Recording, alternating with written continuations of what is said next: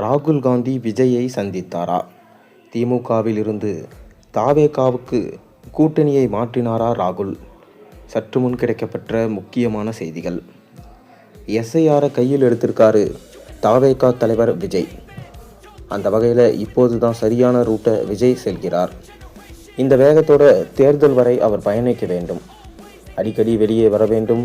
ரூமுக்குள்ளேயே தலைவர்களுக்கு மாலை போட்டு கொண்டிருந்தார் அவரது ரசிகர்களுக்கே அது சலிப்பாகிவிடும் என்று தற்போது தகவல்கள் பரவி வந்திருக்கு. அது மட்டும் இல்லாமல் எஸ்ஐஆருக்கு எதிராக தாவேகா போராட்டம் செய்துள்ளது. இதைத்தானே எல்லாருமே வலியுறுத்தினோம். பனையூர் பங்களாவில் தலைவர்களின் சிலைகளுக்கு மாலை போடுவது, ட்விட்டரில் அரசியல் செய்வது, இதையெல்லாம் விட்டுவிட்டு மக்களுடன் சேர்ந்து அரசியல் செய்யுங்கள் என்றுதானே பலரும் சொன்னார்கள். இப்படிதான் வெளியே வந்து அரசியல் செய்ய வேண்டும். எப்போதுமே அரசியல் கட்சிகள் தலைவர்களின் பிறந்தநாள், இறந்த நாட்களை பயன்படுத்தி கொள்வார்கள். அதாவது மாலை போடுவது, கூட்டம் நடத்துவது, ஊர்வலம் செல்வது என பொதுமக்கள் பார்க்கும்படியான, அவர்களை ஈர்க்கும்படியான செயலை செய்வார்கள். எனவே பனையூரில் 4 சுவற்றுக்குள் தலைவர்களின் படங்களுக்கு மாறி மாறி மாலை போடுவது அரசியல் கிடையாது என்பதை விஜய் உணர்ந்திருக்காரு. அடுத்த கட்டமாக எஸ்ஐஆரை கையில் எடுத்திருக்காரு.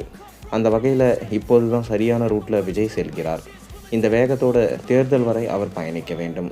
அடிக்கடி வெளியே வர வேண்டும். ரூமுக்குள்ளேயே தலைவர்களுக்கு மாலை போட்டு கொண்டிருந்தால் அவரது ரசிகர்களுக்கே அது சலிப்பாகிவிடும். சமீபத்தில் அருண் ராஜா பேட்டி தரும்போது கூட்டணி குறித்த முடிவை விஜய் எடுப்பார். தாவேகா தலைமையை ஏற்று வரக்கூடிய கட்சிகளோட கூட்டணி அமைப்போம். பாஜக, திமுகவை தவிர வேறு எந்த கட்சி வந்தாலும் அரவணைப்போம் என்று தெரிவிச்சிருந்தார். திமுக பிஜேபியை தவிர என்று சொல்லிவிட்டதால் தாவேகாவோட கூட்டணி வைப்பதும் அதிமுகவோட சந்தேகம்தான். பாஜக கூட்டணியை விட்டு அதிமுக இதற்கு பிறகு வெளியே வருவதற்கு சாத்தியமில்லை. அப்படியே வெளியே வந்தாலும் கடைசி நேரத்தில் விஜய் கைவிட்டு விட்டால் என்ன ஆவது? அதனால் அப்படி ஒரு தவறை அதிமுக செய்யாது. அப்படி இருக்கும்போது நாம் தமிழர் கட்சி வந்தால் தாவேகா சேர்த்து கொள்வார்களா? தெரியவில்லை. டிடிவி தினகரன், ஓபிஎஸ் இவர்கள் எல்லாம் சேர்ந்த அணி வேண்டுமானா தாவேகாவுடன் சேர வாய்ப்பிருக்கு. ஏனென்றால் விஜய்க்கு ஆதரவு தரும் அளவுக்கு தான் டிடிவி தினகரின் பேச்சும் அமைந்து வருது. இவர்கள் எல்லாம் சேர்ந்து அணி அமைத்து விஜய் கூட செல்ல வாய்ப்பிருக்கு.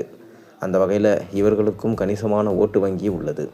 பல ஊர்களில் ஜாதி பலமும் தனிப்பட்ட செல்வாக்கும் இருக்க தான் செய்கிறது. மற்றொரு புறம் காங்கிரஸோட விஜய்க்கு பேச்சுவார்த்தை நடப்பதா பேச்சு ஓடுது. இது பெரும்பாலும் சாத்தியமில்லை தான். எனினும் டெல்லியில் இருந்து சில காங்கிரஸ் தலைவர்கள் விஜயை சந்தித்து பேசியிருக்காங்க. எதுவுமே இல்லாமல் எதுக்காக விஜயிடம் பேச வேண்டும்? ஏதோ ஒரு ஐடியா இருப்பது போல தெரிகிறது. ஆனால் அரசியலில் 1000 பேசலாம். ஆனால் உண்மைத்தன்மை தெரியாது. அவ்வளவு பெரிய கட்சியான திமுகவை விட்டு காங்கிரஸ் வெளியே வர வேண்டுமானால் போதுமான உத்தரவாதம் விஜயிடமிருந்து கேட்கும். அத்துடன் சீட், லாப நஷ்டம் போன்ற கணக்குகளை பார்த்துதான் திமுகவிடமிருந்து வெளியே வருவார்கள். ஆனால் இப்போதைக்கு 2ஆம் கட்ட தலைவர்கள் தான் விஜயின் தரப்பை சந்தித்து விட்டு போனதாக தெரிகிறது. ஒருவேளை திமுகவிடம் இதை காட்டியே அதிக சீட் காங்கிரஸ் கேட்கலாம் என்கின்ற தகவலும் தற்போது வெளியாகியிருக்கு. எப்படி இருந்தாலும் பீகாரின் தேர்தல் எதிரொலி காங்கிரஸுக்கு ஆட்டம் கண்டிருக்கிறது தான் தெரிய வந்திருக்கிறது.